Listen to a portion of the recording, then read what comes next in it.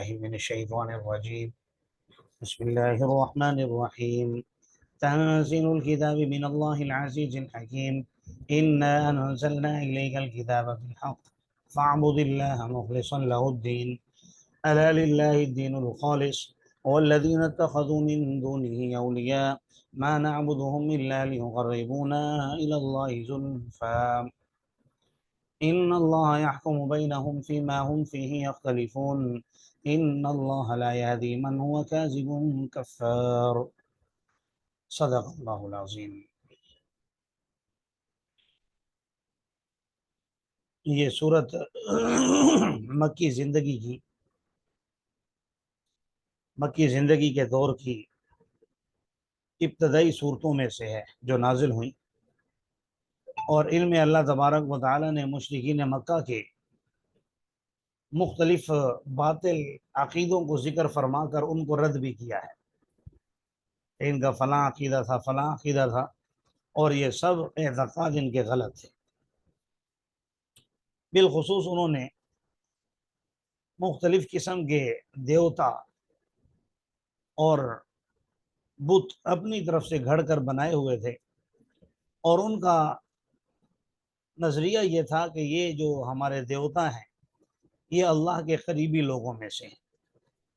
اسی طرح فرشتوں کو اللہ کی بیٹیاں سمجھتے تھے، اور پھر ان کی مورتیاں عورتوں جیسی بنا کر ان کو اپنی دیوی یعنی کہ سمجھتے، اور یہ کہتے کہ جب ہم ان کی عبادت کریں گے، ان کو اپنے ساتھ ان کی پیروی کریں گے تو اللہ تبارک و تعالیٰ اس سے خوش ہوں گے، اور اللہ تعالیٰ ہم سے راضی ہوں گے اور ہمارے مسائل کو حل فرمائیں گے۔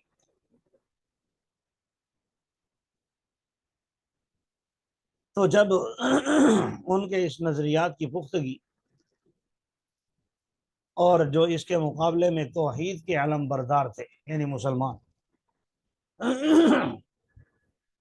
ظاہر ہے جو کسی کا نظریہ ہوتا ہے جب آپ اس کے نظریے پر چوٹ مارتے ہیں تو وہ پھر آپ کے خلاف کچھ بھی کرنے کے لیے تیار ہو جاتا ہے۔ جیسے مسلمانوں کے نظریے پر جب چوٹ ماری جائے تو آپ دیکھتے ہیں مختلف قسم کے احتجاج ہوتے ہیں، اور عالمی سطح پر بھی انہیں اٹھایا جاتا ہے۔ اسی طرح جب مشرکین مکہ کے خلاف یہ باتیں ہوئیں کہ نہیں اللہ ایک ہے، تو آپ جانتے ہیں کہ انہوں نے مسلمانوں پر مختلف قسم کے ظلم و ستم کے پہاڑ توڑنا شروع کر دیے۔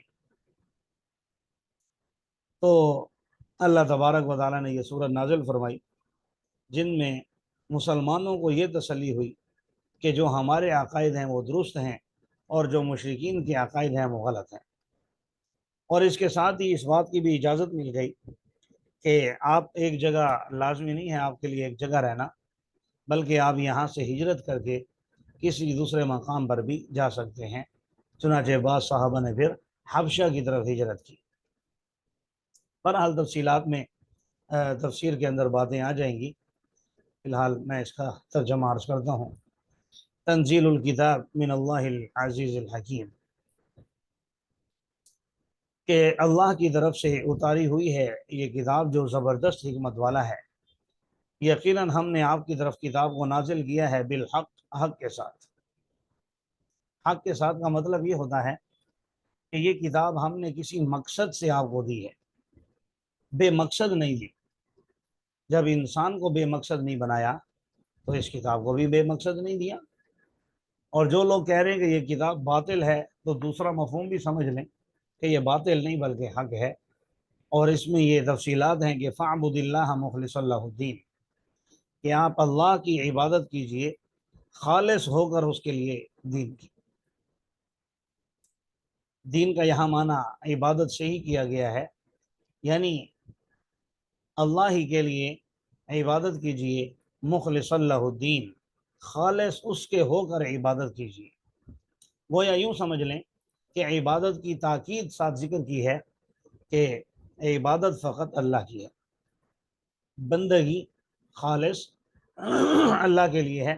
اس لیے آگے تیسرا جملہ پھر وہی ذکر فرمایا، الا للہ الدین الخالص، بار بار تاکیداً بندگی اور عبادت کا اللہ کے لیے ذکر ہو رہا ہے۔ کیوں؟ کیونکہ آگے پھر مشرکین مکہ کے نظریات کا ذکر ہے اور ان کو رد کرنا ہے۔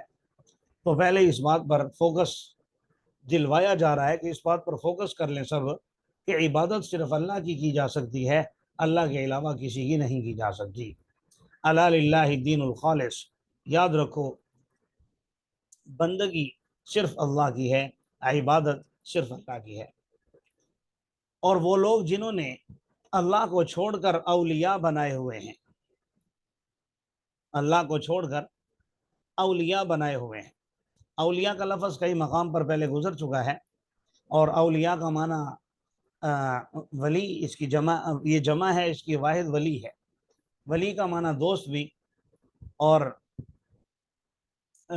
آقا بھی، سربراہ بھی، بہت سے معنی اس کے لیے آتے ہیں۔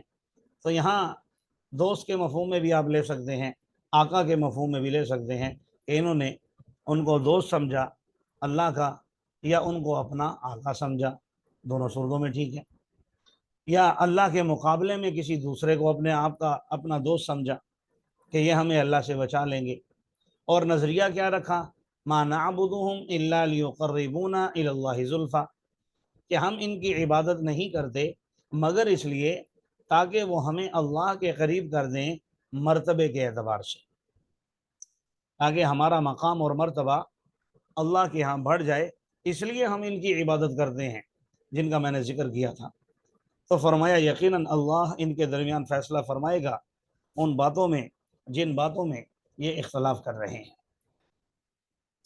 لیکن اتنا یاد رکھو، ان اللہ لا یہدی من ہوا کاذب کفار، یقیناً اللہ تبارک و تعالیٰ کبھی بھی کسی جھوٹے کو اور ناشکرے کو کبھی بھی ہدایت نہیں دیا کرتا۔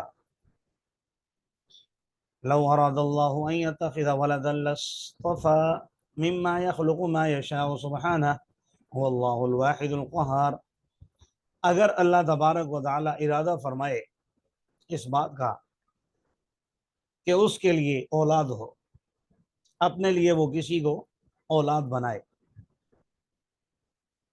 اچھا یاد رکھیے یہاں پر یہ اگر سے تعبیر کیا ہے، تو اس کا یہ مطلب ہرگز نہیں ہے کہ اللہ اولاد کو چاہتے ہیں۔ یہ صرف اور صرف چونکہ مشرکین عرب یہ نظریہ رکھتے تھے، یہ ان کا عقیدہ تھا کہ یہ کائنات اللہ تعالیٰ کی ہی پیدا کی ہوئی ہے، لیکن انہوں نے کچھ دیوتا آگے بنائے ہوئے ہیں، اللہ نے آگے اپنے وزیر اور مشیر بنائے ہوئے ہیں، تو ہم ان کی عبادت کریں گے تو یہ اللہ کے ہاں ہماری سفارش کریں گے۔ اسی طرح بعض نے پھر اللہ کی قربت کے لیے شریک اتنے بنائے کہ اللہ کا بیٹا بنا لیا، حضرت عیسیٰ علیہ السلام کو، عزیر علیہ السلام کو، فرشتوں کو اللہ کی بیٹیاں بنا لیا۔ تو اس لیے یہاں پر ان کا رد کرنے کے لیے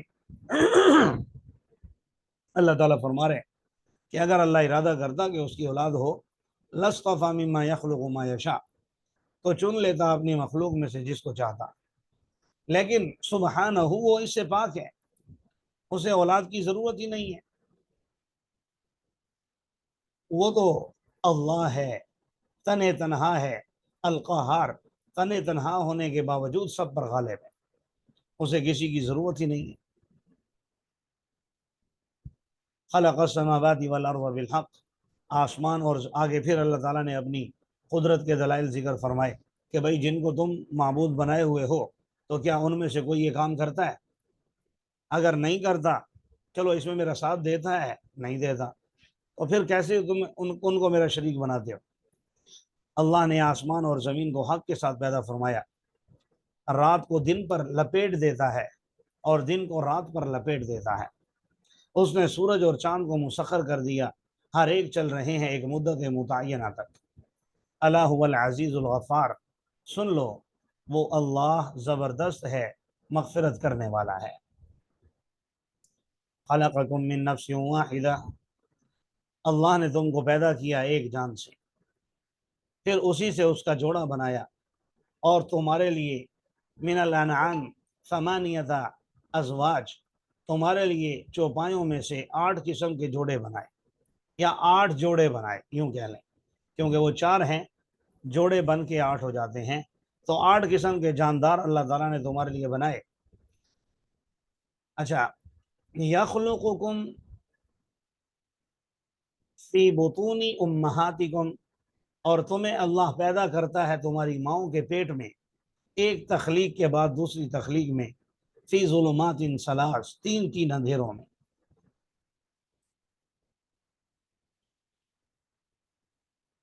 जी, तो यहाँ शुरू से देख लीजिए थोड़ा सा। खलक़कुम मिन नफ्सिन वाहिदा, तुम्हें अल्लाह ने एक जान से पैदा किया, इससे मुराद आदम अलैहिस्सलातु वस्सलाम। फिर फरमाया सुम्मा जअल मिनहा ज़ौजहा, फिर उस इंसान से उसका जोड़ा बनाया, तो इससे मुराद हजरत हवा अलैहिस्सलातु वस्सलाम। फिर दरमियान में जानदारों का जिक्र फरमाया, जानवरों का, कि 8 किस्म के जानवर, ऊंट, गाय, भेड़ और बकरी, इनमें से हर एक का नर और मादा, इस तरह करके ये 8 हो जाते हैं। तो 8 किस्म के जानवर अल्लाह ताला ने तुम्हारे लिए बनाए, जो इंसान के मुख्तलिफ कामों में काम आते हैं। आखिर में चल के इंसान की तख्लीक का जिक्र किया कि अल्लाह ताला कैसे तुम्हें माँ के पेट में पहले पानी के एक गलीज कतरे की शक्ल में, फिर जमे हुए खून, फिर गोश्त का लोथड़ा, फिर उसके बाद एक इंसानी शक्ल में तुम्हें वजूद देता है। फिर उस वजूद के ऊपर हाथ, पाँव, कान, आँख, नाक, दिल, दिमाग, जिगर, सारा कुछ वहाँ पर बनाता है। और बनाता कहाँ है? फी ज़ुलुमातिन सलास, तीन तीन अंधेरों में। एक अंधेरा माँ की पेट का, दूसरा रहम मादर का जिसमें बच्चा होता है, तीसरा वो झिल्ली जिसमें बच्चा लिपटा हुआ होता है। तो तीन तीन अंधेरों में अल्लाह तबारक व ताला पानी के एक गलीज कतरे को, यानी नुत्फे से, इंसान को मुख्तलिफ मरहलों में लाकर, खून में, फिर जमे हुए गोश्त में, फिर उसके बाद जो है हड्डियाँ लगाकर, फिर इंसानी शक्ल में, और फिर एक खूबसूरत इंसान बनाकर दुनिया में लाता है। तो ये इतनी बड़ी कारीगरी कौन दिखा रहा है? ज़ालिकुमुल्लाहु रब्बुकुम लहुल मुल्क, ये अल्लाह तुम्हारा रब है, उसी के लिए बादशाहत है। ला इलाहा इल्लाहु फन्ना तुसरफून, नहीं है कोई इलाह मगर वही, तो तुम कहाँ फिरे जा रहे हो? इन तकफुरु फ़इन्न अल्लाह गनिय्युन अन्कुम, अगर तुम इनकार करो तो यकीनन अल्लाह तुमसे मुस्तगनी है। वला यरज़ा लिइबादिहिल कुफ्र, और अल्लाह अपने बंदों के कुफ्र पर राज़ी नहीं है।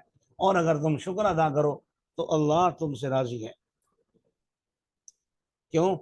यरज़हु लकुम, अल्लाह तुम्हारे लिए शुक्र को पसंद करता है। शुक्र अदा करोगे तो तुमसे राज़ी हो जाएगा। और याद रखो, वला तज़िरु वाज़िरतुम विज़रा उख़रा, कल क़यामत के दिन कोई बोझ उठाने वाला दूसरे का बोझ नहीं उठाएगा। हर एक को कल अपना ही बोझ उठाना होगा। फिर तुम अपने रब की तरफ तुम्हारा लौटना है, तुम्हें बतला देगा वो अमाल जो तुम किया करते थे। इन्नहु अलीमुम बिज़ाति सुदूर, यकीनन अल्लाह दिलों के भेद जानने वाला है। आगे इंसान की फितरत जिक्र की है। वही मसल इंसान, जब इंसान को तकलीफ पहुंचती है तो अपने रब को पुकारने लगता है, उसकी तरफ रुजू करते हुए। फिर जब उसे हम अपनी तरफ से नेमत का मज़ा चखाते हैं तो भूल जाता है उन चीज़ों को, उन दुआओं को जो वो पहले मांगा करता था, और अल्लाह के लिए शुरका बना देता है ताकि उसके रास्ते से गुमराह हो जाए। आप कह दीजिए, तमत्ता बि कुफ्री का कलीला, अपने कुफ्र से थोड़ा सा नफ़ा हासिल कर लो। जिस कुफ्र के अंदर तुम मुब्तला हो, अपने कुफ्र से थोड़ा सा नफ़ा हासिल कर लो। इन्नका मिन अस्हाबिन नार, यकीनन तुम अहले नार में से हो, अहले जहन्नम में से हो। अम्मन हुआ क़ानितुन आना अल-लैलि साजिदा व क़ाइमन यहज़रुल आखिरह, भला वो शख्स जो रात के वक़्त इबादत करने वाला हो, सजदे की हालत में और कभी खड़े होने की हालत में। क्यों? यहज़रुल आखिरह, आखिरत से डरते हुए, अपने रब की रहमत की उम्मीद रखते हुए। तो आप बताइए, हल यस्तविल लज़ीना यअलमून वल्लज़ीना ला यअलमून, क्या उलमा और जुहला बराबर हो सकते हैं?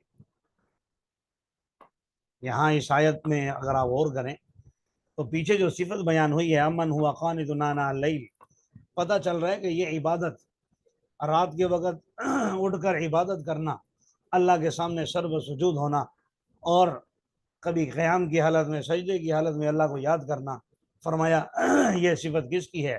علماء کی ہے۔ اس لیے آگے کہا کہ علماء اور جہلا، وہ لوگ جو جانتے ہیں اور وہ لوگ جو نہیں جانتے، کیا برابر ہو سکتے ہیں؟ انما یتذکر اولو الالباب، لیکن ان باتوں سے نصیحت وہی لوگ حاصل کرتے ہیں جو عقل مند ہوتے ہیں۔ اللہ تعالی ہمیں بھی عالم با عمل بنائے۔